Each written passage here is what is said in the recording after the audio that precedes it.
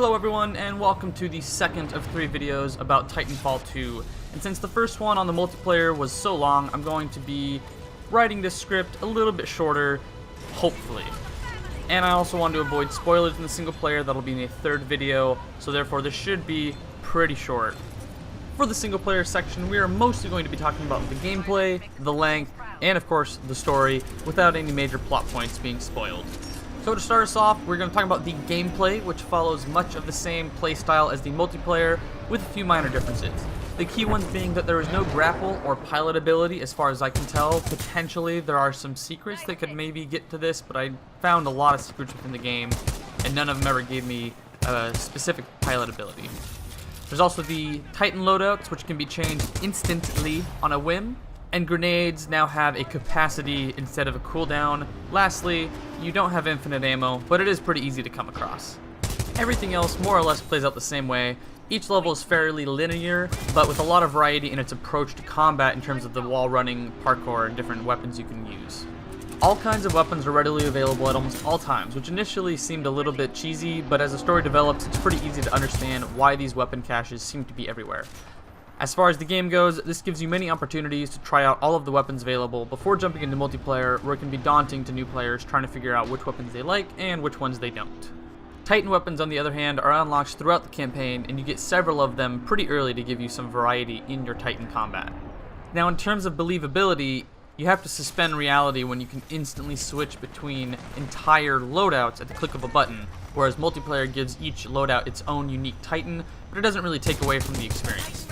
Mechanics and gameplay tend to be varied throughout each level, with the first being more of a combat tutorial and then getting more complex from there, so the ceiling is sadly pretty low for these things. Each level has its own unique mechanic for traversing through, and I'll go into much more detail on those in the spoiler video, but I'd give an overall B grade, slightly above average in terms of comparable shooters like Call of Duty and Battlefield. The story is going to be our next topic, though pretty short to avoid spoilers again. Personally, I think this is a fairly solid story, though it does have its drawbacks that I will hold off on for now.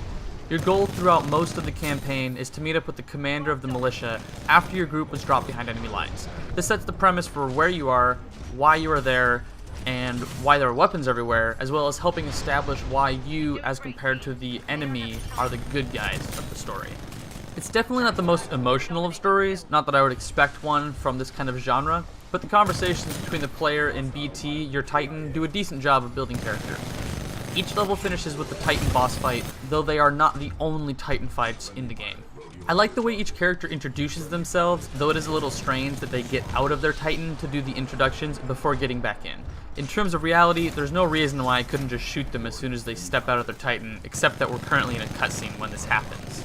So like I said, we're going to keep that really short. We will have a spoiler video where we go into more detail about each individual level and the mechanics it offers. So lastly, let's talk about the length of the story and where my only real complaint comes into as far as the overall experience or score goes. The length of this game is just way too short. Playing on the second hardest difficulty, I finished with pretty minimal deaths in just over 5 hours. Now, I did go into this game knowing that it was pretty short, but I wasn't exactly sure how short. And I can say with 100% certainty that I thought I had just finished a really extended tutorial by the time the game ended. I feel like a lot of players will agree with me.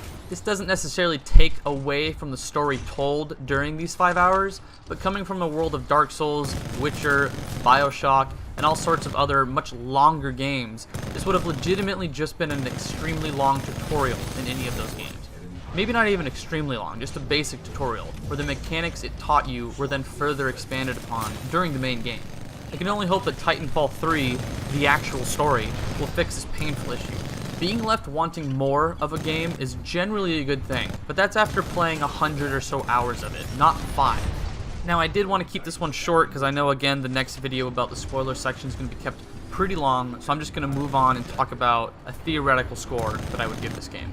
Personally, I have mixed feelings on scoring games, as I prefer discussions that inform players about the good and bad of a game, and then having that player decide whether or not they like those topics, whereas a score is something a player can just skip to immediately and make a decision based off of little information outside of that numerical scale. That said, that's more for text-based reviews like on IGN or other websites, where you can just scroll to the bottom for a quick score. Videos, on the other hand, can still be skipped, but it's less likely. So I'd rate a Titanfall 2 at 8.5 out of 10.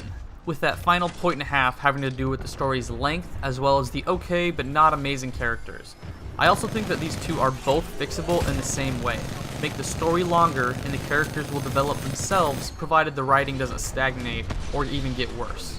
So thanks everyone for watching. I'm glad this turned out to be a bit of a shorter video than the previous, or what will definitely be a much longer video after this one.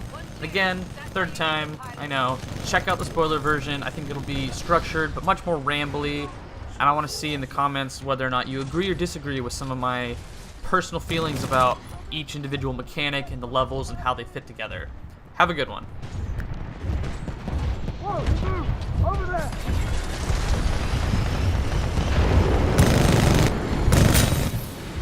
Dominating like a true 6-4.